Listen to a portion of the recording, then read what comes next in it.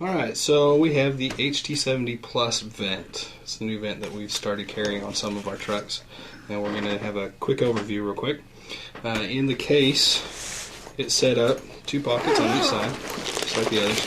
One side you're going to have a couple of masks, as well as your oxygen mixer. It'll do anywhere from room air up to 100%. It's just a simple turn dial. Hooks into our oxygen tanks the same way the other vents do. You've got 2 tubes. One stays attached, the other one is separate. Hooks into the wall, just like the other vents. I want to make sure both of those are there when you're checking it out. The other pocket, normal stuff, vent circuit, as well as a filter, end tidal, and possibly another mask if it doesn't fit in the other side. So there'll be 3 masks total. There'll be a small, a medium, and a large. On the back side of the vent, you have your power switch and your cord. The cord is a squeeze to put in and pull out. It will only go in one way, and it won't go in or out unless you squeeze the tab.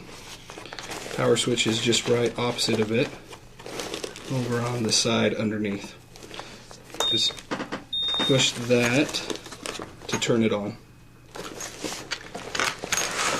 Once it turns on, you can either unzip to get to the screen, or take the front all the way open. Hello, the ht70 is now starting up. It goes through its own self-checks, so it's a good idea when you turn it on to put your circuit set together. While it's going through that, we'll do a quick circuit setup. Circuits we have are these blue colored ones right now. Come in a plastic wrap. Pull it out and get all the pieces out.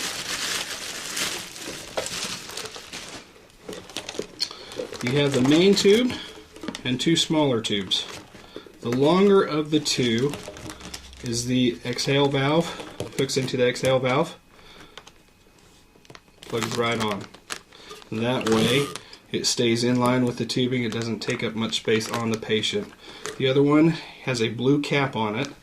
That one will go on the top to the patient. Hook that on. And then these have 2 different fittings on it, and they will only fit in one place. The one with the elbow goes on the side. The other one, which you may have to pull up a little bit, goes on the top of the valve. Make sure that those settings are all tight. Then you also take your large filter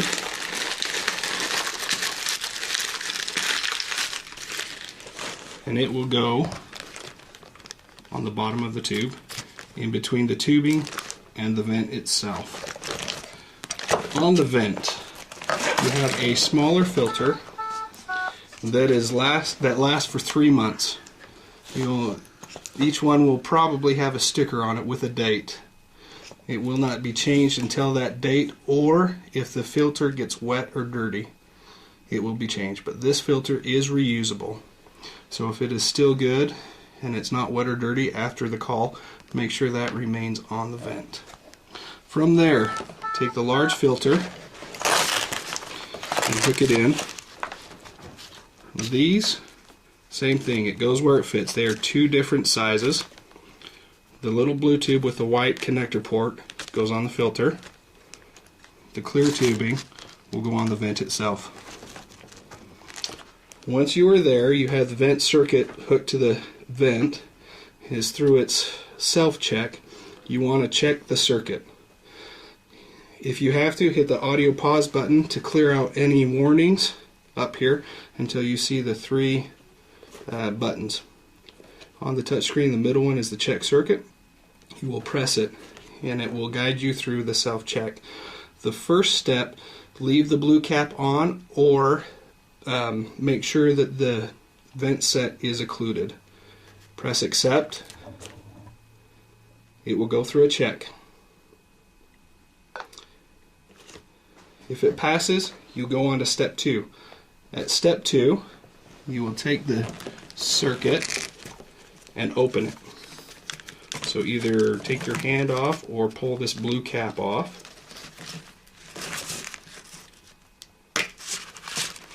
Then hit accept. And you will hear the vent cycle through the test. If for some reason the circuit set fails, check all of your connections, here, here, here, here, and as well as the vent. Make sure everything is connected where it should be, and try running it again. If it still fails after that, pull everything apart, put it back together, and try again. If it fails after that, there's something wrong with the circuit, replace the circuit. Once it passed, hit accept, and you'll be ready to set up your vent. These vents have several different modes. Along the side here you have the alarms, main, more, and then you have the modes. Touch screen, just push the mode to switch through the modes. After any change, press accept, or it will switch back to the settings it was previously in. The ventilation modes, you have assist control, you have SIMV, and you have spontaneous. In the assist control and the SIMV, you also have volume control, or you have pressure control. Pressure control will typically be used with pediatrics, although you can see it in adult patients. This just runs off of pressures, whereas volume control runs off of tidal volume. The settings on this screen you can get directly from the settings on the hospital vent, the RT, or the nurse. Tidal volume, instead of being in hundreds, you have a decimal. So currently 0.45 is 450 milliliters. To change it, make sure the box is highlighted and then up or down arrows, and it will go through and change. You have your respiratory rate, which you can change to match their settings. The inspiration time typically won't be changed. On adults it's typically 1, and on pediatrics it's typically 0.5. The pressure trigger is how much work the patient has to exert to get the vent to engage. Typically it's not going to change, but you may see it vary a little bit. PEEP setting, same thing, highlight the box, up or down. Hit accept for any changes. And then the vent is ready to go. Do the same thing in SIMV mode.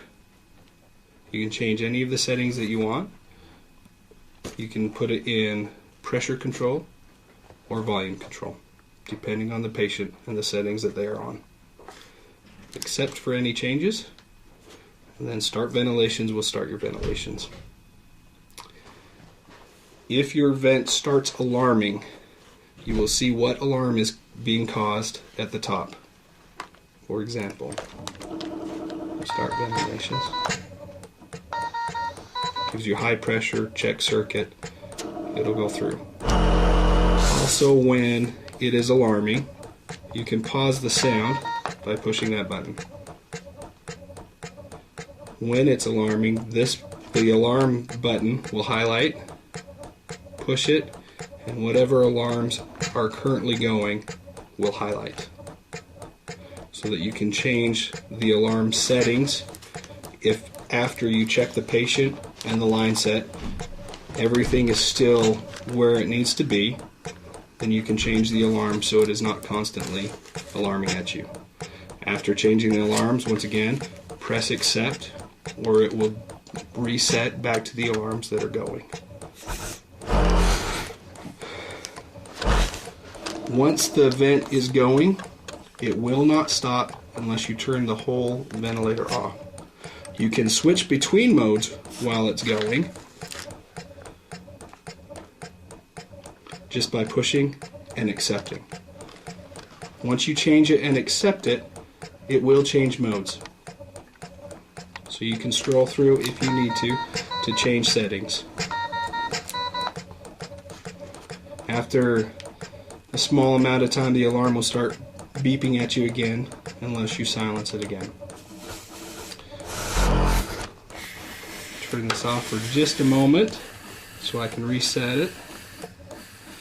To turn it off, push the button. It will not turn off unless you accept. Once you accept, it will shut down. Once it shuts down, it will alarm. It will continue to alarm until you silence it.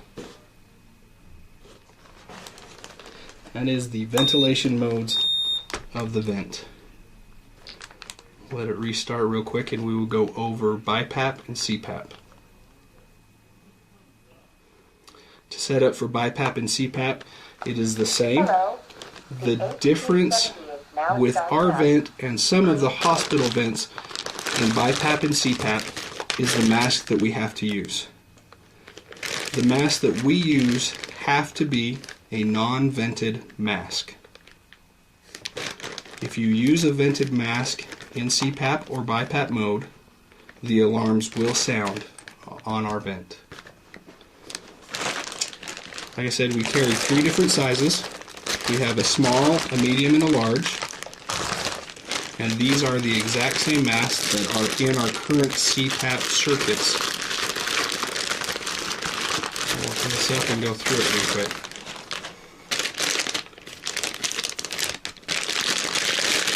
They're simple to use.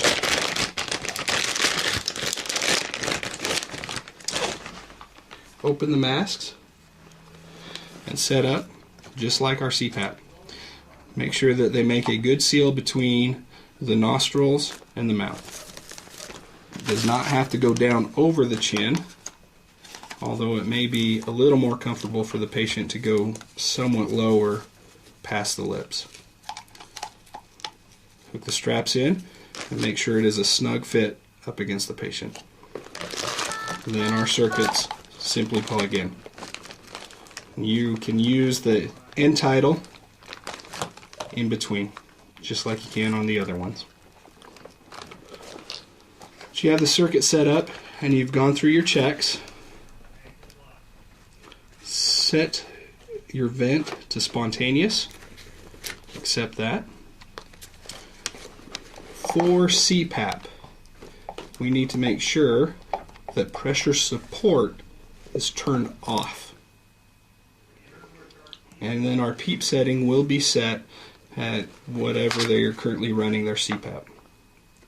Typically, on the calls that I have run so far, it seems to be between 8 and 12 is what the typical PEEP setting, although it may vary. So set the PEEP setting where it needs to be, hit accept. One more step, hit the more button. You need to make sure that on CPAP and BiPAP, or any time a mask is used, NIV is turned on. NIV is the non-invasive ventilations, and it changes the biases of the machine. It will prevent it from alarming all of the time. Touch screen, just turn it off and on. Make sure it's turned on. Accept. One other difference may be your slope. That is the pressure at which the breath is delivered to the patient. With CPAP and BiPAP, sometimes they have a gentler starting pressure so that it doesn't hit them full force right at the beginning of the breath. So check with the RT or the BiPAP or CPAP that they're currently on to figure out if you need to change that or not. Simply highlight it, arrow buttons, and then accept. And then you're set, ready to go for CPAP. Start ventilations and it will go. For BiPAP, let's turn this down just a little bit. You set it up initially the same way as CPAP, other than pressure support will now be turned on. On most hospital vents, this setting will be the PIP setting. the peak inspiratory pressure setting. Our vent differs in that instead of being pip and peep, we have pressure support greater than peep and peep. For example, if you have a BiPAP patient and the RT tells you it's BiPAP of 10/5, our settings will be 5 of pressure support and 5 of PEEP. That gives us a BiPAP setting of 10/5. Simple math to make sure that our PIP and PEEP are correct. So PIP, ours is pressure support greater than PEEP.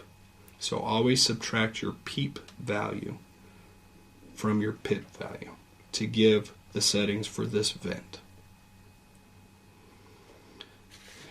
You need to make sure that you do that. Otherwise, if they tell you the patient is BiPAP of 15/5 and you set it for 15 and 5, you are giving that patient actually 20/5.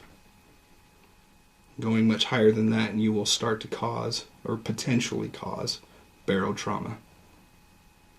So make sure that you subtract your PEEP from your PIP to get the setting for this vent. Any changes, once again, highlight, arrows, and then accept, and then start ventilation. Other features that are useful to know: after you set up this on a patient and the RT is there and you can't figure out why it's alarming, and the RT is helping you or the nurse is trying to help you, and they may want to know, okay, well, it's alarming at high pressure, what is the actual pressure that is causing the alarm? So you know it's greater than that, hit any of these blue buttons and it brings up another screen. And this will tell you what is currently going on with the vent. It will tell you the tidal volume, the peak pressure, the ratios, the minute volume, everything. It will tell you why it's alarming higher. So the alarm is set at 55. We hit any of these to pull up that screen and we can see that the alarm is actually hitting 75. When you hit this screen, you can also change any of the active buttons down on the bottom. So you're having an alarm continually, you want to see what it is. Instead of the inspiration-expiration ratio, we want to know what the peak pressure alarm is. Hit the button and it changes that soft key. That way, anytime you can see what is actively happening with the vent. One other feature that is useful is anytime on any of these, you can hit the question button and any of those, and it will tell you what that particular thing is. Inspiration time. We hit that, hit the accept button, it'll go back to the screen. We're in a different mode here. I don't know what pressure support is. Hit the question button, hit pressure support greater than PEEP. Any questions you have about what is going on with the vent, just hit the question mark and it will tell you what it is. PEEP monitor. It will tell you what that button controls. Hit accept to get back to whatever menu you were at.